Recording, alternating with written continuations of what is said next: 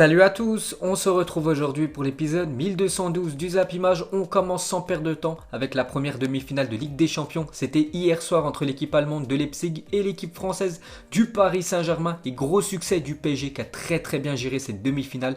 3-0 pour les Parisiens, un but de Marquinhos, un but de Di Maria et un but de Juan Bernat les gars. Donc pour parler du match les gars, voilà, le Paris Saint-Germain, comme j'ai dit, a très bien géré cette équipe allemande les gars. Le PSG a eu plus d'occasions, le PSG a eu plus de possession. Le RB Leipzig a eu très peu d'occasions. Il n'y a pas quand même que Leipzig, le tour d'avant, a éliminé l'équipe de l'Atlético Madrid. C'est pour vous dire quand même que c'est une très bonne équipe européenne. Mais hier, ils ont complètement déjoué contre cette équipe du PSG qui a très bien géré cette demi-finale. Et grâce à cette victoire, le Paris Saint-Germain se qualifie, on peut le dire, facilement en finale de Ligue des Champions. Donc on continue avec le PSG, donc la joie dans le vestiaire parisien. Bien évidemment, les joueurs parisiens très heureux, très contents après cette victoire hier, parce que le PSG du coup file en finale de Ligue des Champions. On peut voir que c'était la folie hier à Paris, donc l'état des Champs-Élysées en ce moment, donc gros bouchon. Voilà, il y avait des concerts de klaxon bien sûr, tout le monde était heureux. Et la même chose du côté du Parc des Princes, on peut voir qu'il y avait des fumigènes qui ont été craqués hier.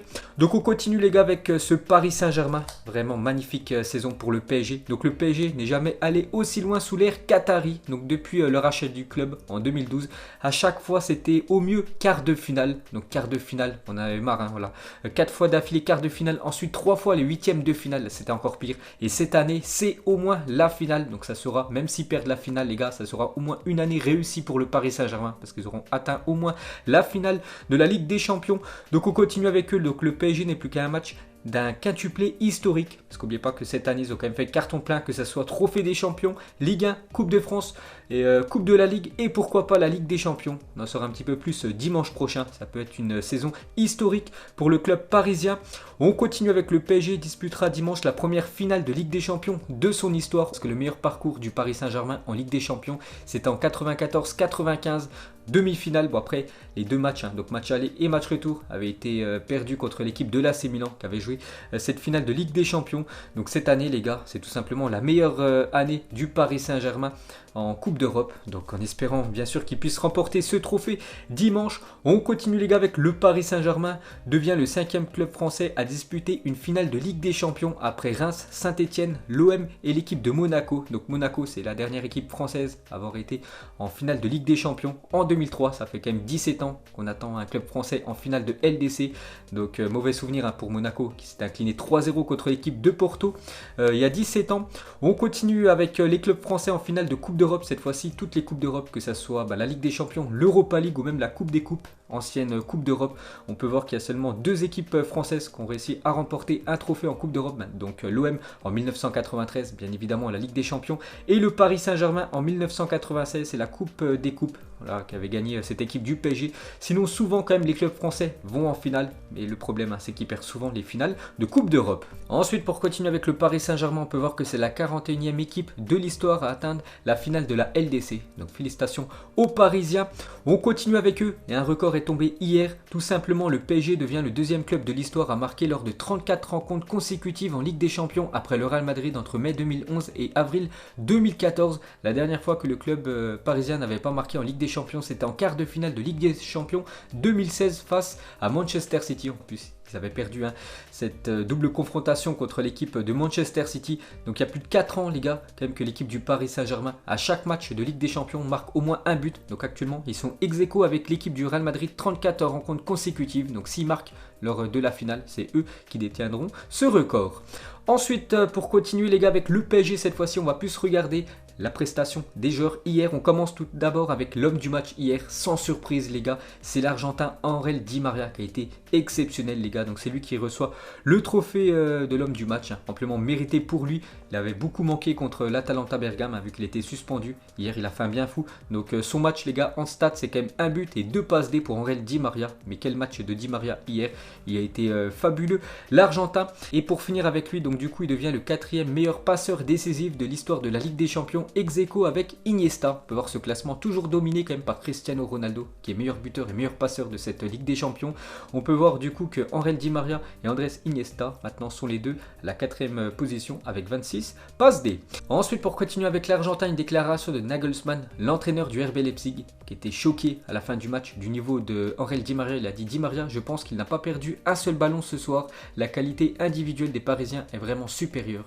Donc voilà, il a accepté bien sûr cette défaite. En gros, il a dit que le PSG était simplement trop fort pour son équipe.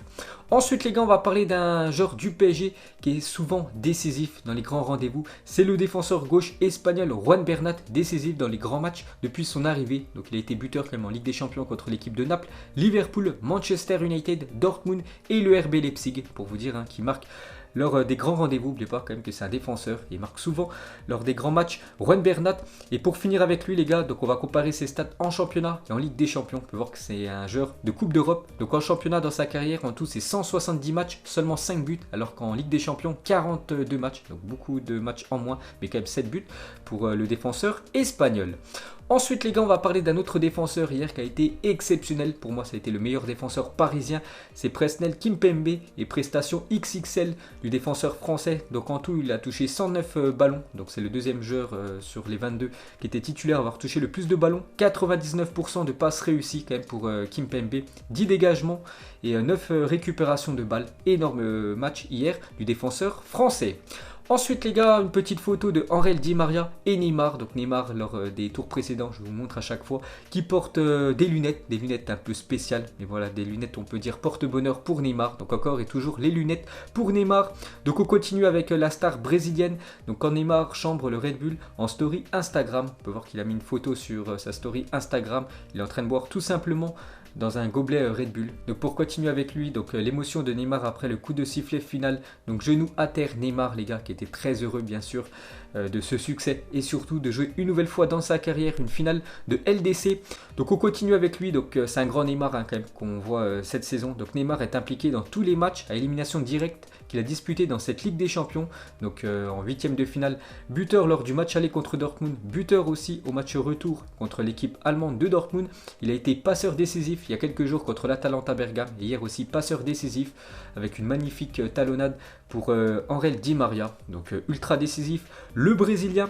On continue avec lui les gars, donc en Ligue des Champions, c'est simple, 35 buts, 24 passes décisives, impliqué dans 59 buts en 59 matchs quand même, Neymar en LDC. On continue avec lui, donc il a fait une déclaration hier à la fin du match, il a dit: 2 années de suite avec des blessures à des moments cruciaux, importants pour moi et notre équipe. Aujourd'hui je suis entier, sans blessure, en mesure d'aider mes coéquipiers de la meilleure façon possible. Je suis très heureux. Donc voilà ce qu'a dit Neymar hier sur son Instagram. Ensuite cette fois-ci une déclaration de Marcelo Lippi, coach italien. Il a dit: je dois avouer que j'ai revu mon jugement sur une star du PSG. Quand on parlait de Neymar, je n'étais pas d'accord pour le comparer à Ronaldo ou Messi. Je le trouvais bon, mais pas à leur niveau. Aujourd'hui, il joue comme un vrai phénomène, un ballon d'or. C'est vrai que le niveau de Neymar actuellement, voilà, on peut le dire, c'est quasiment le meilleur joueur de la planète actuellement, le Brésilien.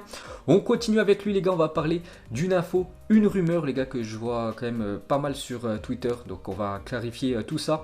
Donc pour le journal The Sun, un journal britannique, Neymar pourrait être privé de finale de Ligue des Champions pour avoir échangé son maillot, ne respectant ainsi pas le protocole sanitaire Covid de l'UEFA. Parce que vous savez qu'actuellement il y a un virus qui court, il est toujours présent ce virus. Et en fait les joueurs de foot les gars n'ont pas le droit d'échanger leur maillot à la fin du match. Et Neymar l'a fait les gars, donc Neymar l'a fait avec le joueur Alstenberg, donc un joueur du RB Leipzig, et en gros voilà, il pourrait être suspendu, voilà, de finale. Donc on va clarifier tout ça. Donc on peut voir le protocole de l'UEFA, donc l'article 14.8, c'est marqué en gros, donc je vais traduire, que les joueurs c'est pas très recommandé d'échanger leur maillot en fin de match, mais c'est pas marqué les gars que c'est interdit.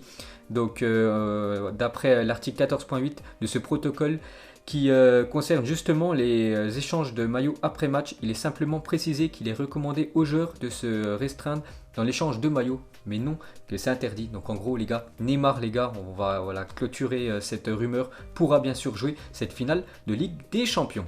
Et pour finir avec le Brésilien, une déclaration de Kylian Mbappé sur le Ballon d'Or. Il parle de Neymar. Neymar est destiné à remporter ce type de trophée. J'espère qu'il le gagnera. Ça veut dire qu'on gagnera la Ligue des Champions. Bon, après pour cette année 2020, vous savez que le Ballon d'Or est annulé. Mais c'est vrai que Neymar, les gars, avec la prestation qu'il est en train de nous faire actuellement en Ligue des Champions, il peut prétendre, enfin il aurait pu prétendre à remporter ce Ballon d'Or. Dommage, hein. Il est annulé ce Ballon d'Or 2020. On continue les gars avec le crack français Kylian Mbappé. Donc il a fait quelques déclarations à la fin du match. Il a dit après l'AS Saint-Etienne. Donc j'ai cru que c'était mort après sa grave blessure qu'il a eu il y a quelques semaines. J'ai pleuré toute la nuit, j'étais mal, je ne voulais pas le montrer aux autres. Ce n'est pas encore top, mais je vais laisser mon corps sur le terrain dimanche. Je veux gagner. Voilà cette finale de Ligue des Champions. Donc il a aussi dit pour la finale, j'ai une préférence pour Lyon. Bien sûr, un club français. Si on ne valorise pas notre Ligue 1, qui va le faire? Si c'est le Bayern, ok. Mais Lyon aurait une saveur particulière. Donc en gros, il préfère affronter Lyon en finale de Ligue des Champions que l'équipe du Bayern. Ensuite, une déclaration de Thiago Silva, le capitaine du Paris Saint-Germain, qui va jouer son dernier match dimanche avec le PSG, vu que normalement il est en fin de contrat à la fin de cette saison européenne. Il a dit: je suis venu en 2012 pour atteindre cet objectif. On a encore un match, un dernier match peut-être pour clore son aventure parisienne de la plus belle des façons. Donc en espérant que ça soit une victoire pour lui. Cette fois-ci, déclaration du coach allemand Thomas Tuchel. Il a dit: incroyable, nous sommes ici pour jouer la finale, pour gagner. On a montré de la qualité, de la faim, de la détermination, un bon mix. On a mérité de gagner. C'est vrai qu'hier les gars, il n'y a aucun débat. Le PSG était largement supérieur à cette équipe du RB Leipzig. Cette fois-ci les gars, Nasser qui a beaucoup souffert quand même ces dernières années, le président du Paris Saint-Germain. Donc il a dit: soirée magnifique, match parfait, je suis très fier, très heureux de cette soirée, des joueurs et du staff technique. Donc fini les je comprends pas, voilà, lors des dernières éliminations du Paris Saint-Germain. Ensuite, pour continuer avec le PSG, vraiment pour vous montrer que c'est carton plein cette saison. Donc déjà niveau sportif, ils sont en finale de Ligue des Champions, mais aussi niveau financier, parce que la Ligue des Champions ça rapporte beaucoup d'argent, et plus tu vas loin, plus tu rapportes de l'argent. Donc pour l'instant, le PSG a perçu 115 millions d'euros grâce à son parcours en Ligue des Champions. En cas de victoire finale, le montant final sera de 135 millions d'euros s'il remporte cette LDC dimanche prochain. Donc on peut voir la répartition tout simplement des gains. Donc déjà le parcours sportif, ça a rapporté plus de 46 millions d'euros pour le PSG. Lors des phases de poule, 15 millions d'euros. Huitième de finale les gars, plus de 9 millions d'euros. Quart de finale, 10 millions d'euros. Demi-finale, 12 millions d'euros. Les droits TV les gars, 25 millions d'euros. Donc le coefficient UEFA aussi, ça rapporte de l'argent. C'est tout simplement le jackpot pour le club parisien. Et pour finir sur cette rencontre, on va juste parler de l'équipe allemande du RB Leipzig qui a quand même beaucoup déçu hier, cette équipe allemande, heureusement, voilà, pour le Paris Saint-Germain. Donc Leipzig contre l'Atlético, donc Red Bull, et Leipzig contre Paris Energy Drink, donc une contrefaçon on peut dire de Red Bull, hein. C'est vrai qu'hier ils ont beaucoup déçu les Allemands. Ensuite, regardez les unes des journaux sportifs. Donc par exemple, le journal Le Parisien, c'est marqué en titre: enfin la finale.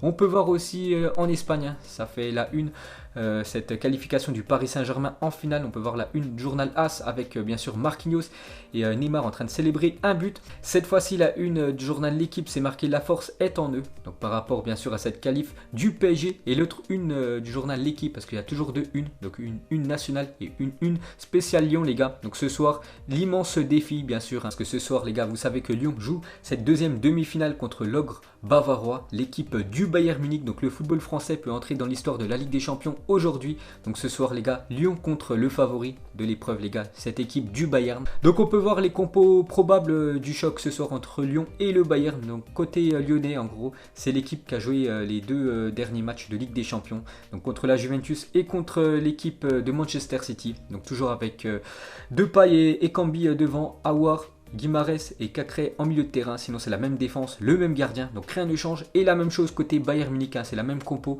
qui a écrasé l'équipe du FC Barcelone il y a quelques jours, 8-2, avec devant les gars Serge Gnabry, Lewandowski et Perisic. Donc voilà, c'est très costaud bien sûr cette équipe bavaroise ce soir.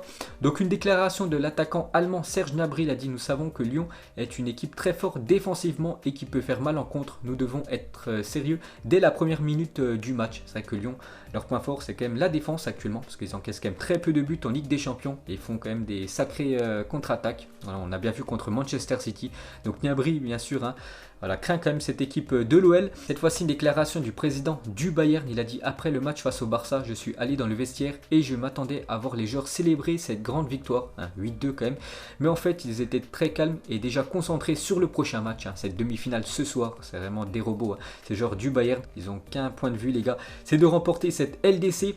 Donc on va comparer les gars, le Bayern et l'équipe de Lyon sur cette saison de Ligue des Champions. Donc Lyon a inscrit 14 buts depuis le premier match de phase de poule, alors que l'équipe du Bayern, déjà 39 buts inscrits. On peut voir le nombre de buts concédés.